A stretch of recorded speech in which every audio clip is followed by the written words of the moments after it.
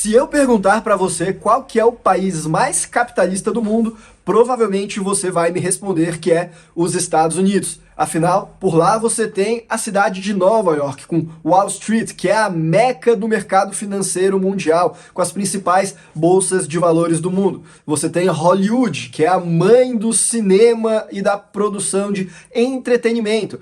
Você tem lá o Cinturão do Ferro, no nordeste dos Estados Unidos, que é onde começou uma grande industrialização em nível internacional. E você tem grandes metrópoles como Chicago, como Miami, entre outras localidades tais quais o Texas e o seu petróleo. Os Estados Unidos também têm uma visão de mundo de autonomia do indivíduo, de liberdade, e talvez por isso, que são valores associados ao capitalismo, esse seja o país que vem à sua mente. Mas e se eu te disser que a maior parte das empresas americanas não estão em nenhuma dessas grandes metrópoles, desses grandes centros capitalistas? Na verdade, empresas como a Amazon, a Alphabet, que é a holding dona da Google, a GM, a Ford, o Facebook, todas essas empresas estão em um estado americano que é 4 vezes menor do que Sergipe, o menor estado brasileiro. Pois é, você vai entender melhor essa história no vídeo de hoje.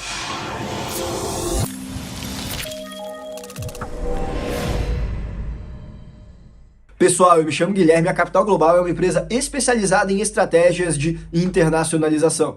E é por isso que aqui no YouTube nós falamos de assuntos como a abertura de empresas e de contas bancárias em outros países, tal qual os Estados Unidos, além de segunda nacionalidade, visto de residência em outros países, enfim, assuntos relacionados aos serviços que nós prestamos. Então, se você gosta desse tipo de conteúdo, considere se inscrever no canal, ativar o botão das notificações clicando no sininho, e é claro, se você tem interesse em algo mais personalizado para você, não hesite em entrar em contato conosco por meio do nosso site, capitalglobal.com.br, ou ainda pelo e-mail contato@capitalglobal.com.br.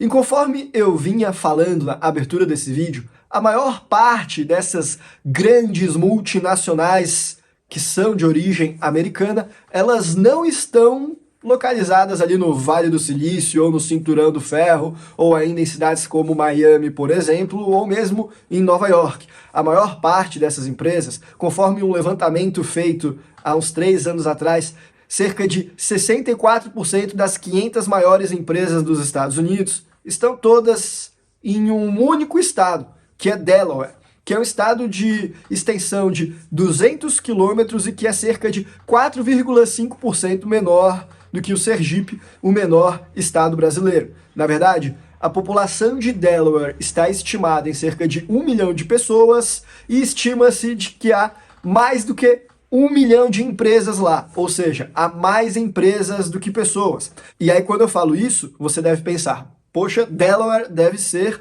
a meca do capitalismo então. Eu achava que era Wall Street, mas lá em Delaware deve ter arranha-céus muito maiores, devem ter centros empresariais de impressionar os olhos. E na verdade não, porque a maior parte dessas empresas de lá estão localizadas no mesmo endereço, que é no número 1209 da Orange Street, em Wilmington, Rua Laranja, e talvez daí que venha uma expressão conhecida no Brasil.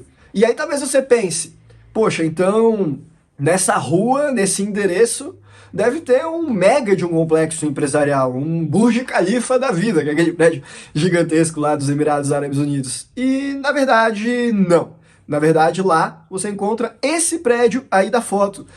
Veja, um lugar bastante modesto para ser a sede das maiores multinacionais do mundo. Um lugar que aparentemente essas empresas nem cabem. E aí você começa a pensar, poxa, mas isso é um pouco estranho. Pois é que essas empresas em geral, elas elegem Delaware para ser a sede fiscal dessas estruturas. E não necessariamente o lugar no qual vão ocorrer as operações. Isso porque Delaware é um paraíso fiscal dentro dos Estados Unidos. E para você entender melhor essa história, eu preciso voltar para a colonização dos Estados Unidos. Os Estados Unidos é um país descendente do direito inglês, do direito consuetudinário. Além disso, os Estados Unidos, na verdade, ele é um estado federalista, no qual cada estado americano tem um alto grau de independência para poder fazer as suas próprias leis. É um federalismo de verdade, com muito mais autonomia dos estados do que a gente vê aqui no Brasil, por exemplo. E é por isso que em alguns lugares dos Estados Unidos as drogas são legalizadas, enquanto outros, eventualmente, elas são punidas com pena de morte. Em alguns lugares você consegue ter um casamento ou divórcio com facilidade, enquanto que outros, a burocracia para isso daí é gigantesca. A legislação americana, ela varia bastante de estado para estado, seja do ponto de vista da legislação penal, da legislação civil, ou mesmo da legislação tributária.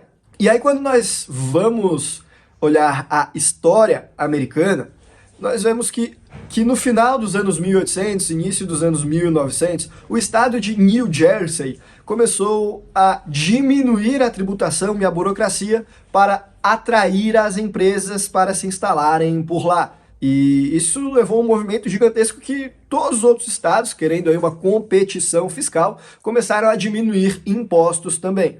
Só que aquele que foi mais bem sucedido nessa empreitada foi Delaware, e foi onde se firmaram os precedentes mais sólidos para isso. Então ficou um ambiente muito fértil para as empresas se instalarem por lá, e é até os dias de hoje o principal centro empresarial dos Estados Unidos. Engana-se quem acha que a maior parte das empresas relacionadas a entretenimento estão em Hollywood. Engana-se quem acha que a maior parte das empresas listadas nas bolsas americanas estão em Nova York, ou ainda as indústrias no cinturão do ferro. Não, a maior parte dessas empresas estão em Delaware. E aí você pergunta, qual que é a grande vantagem tributária que esse estado pode oferecer? Bom, assim como os demais estados americanos, eles estão sujeitos aos impostos federais nos Estados Unidos. No caso, o Corporate Tax, o imposto de renda de pessoa jurídica por lá, ele é de 21% sobre os lucros. A diferença é que, em regra, os estados americanos podem cobrar também outros impostos, como o imposto de renda, imposto sobre vendas e tudo mais, coisa que, geralmente, Delaware não cobra. Então, se você abrir uma LLC em Delaware, por exemplo, você não vai ter o Sales Tax, que seria o ICMS deles lá. Além disso, você também não vai pagar imposto de renda estadual. E o Franchise Tax, que é o único imposto que essa empresa teria, vai ser de apenas $300 por ano, que é um valor basicamente simbólico.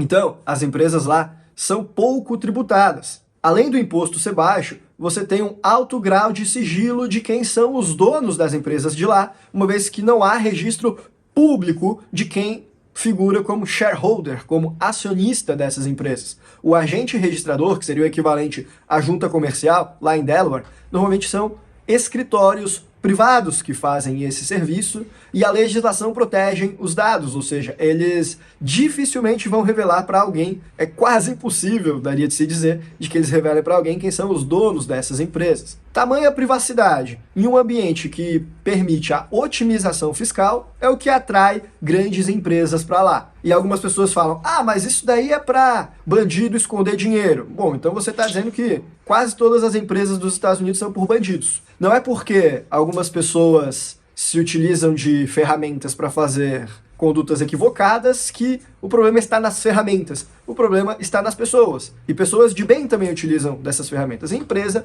é uma ferramenta como qualquer outra. Não é porque bandidos bebem água que todo mundo que bebe água é bandido, certo?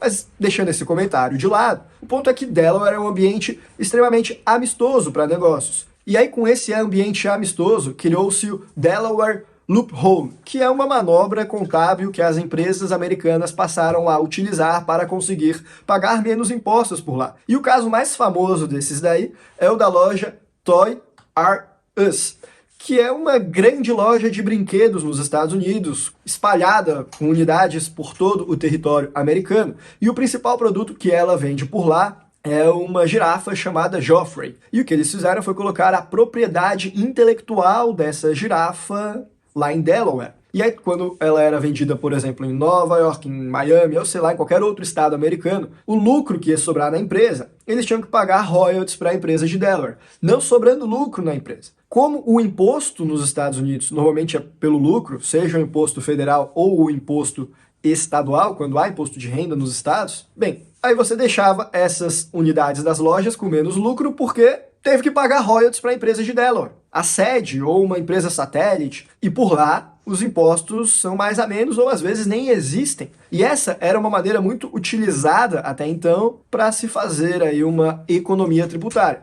Hoje em dia é um pouco mais difícil de você fazer isso nos Estados Unidos, mas em vários casos ainda é possível. E se essa empresa em Delaware, nos Estados Unidos, for uma LLC de um único membro estrangeiro não residente nos Estados Unidos e que não esteja engajada no United States Trade or Business, aí nem mesmo imposto federal você paga nos Estados Unidos. Não paga o estadual, já que Delaware não tem, na verdade só $300, né? E o federal não paga porque não tem nexus com a economia real americana. E é por isso que Delaware é um paraíso fiscal perfeito, não apenas para americanos, mas também e principalmente para estrangeiros, tais quais os brasileiros. E aí, você já conhecia a história de Delaware? Se você é inscrito aqui no canal há mais tempo, provavelmente sim. Mas eu vou lhe falar, a maior parte das pessoas sequer sabe da existência desse estado americano. A maior parte das pessoas acredita até hoje que a maior parte das multinacionais que vêm dos Estados Unidos vai estar lá no Vale do Silício ou em Nova York, por exemplo. Mas na prática, não é isso que acontece. Ou ao menos na teoria, dependendo de qual perspectiva que você for ver. Afinal, a sede fiscal é muito mais uma questão documental do que uma questão de operação real.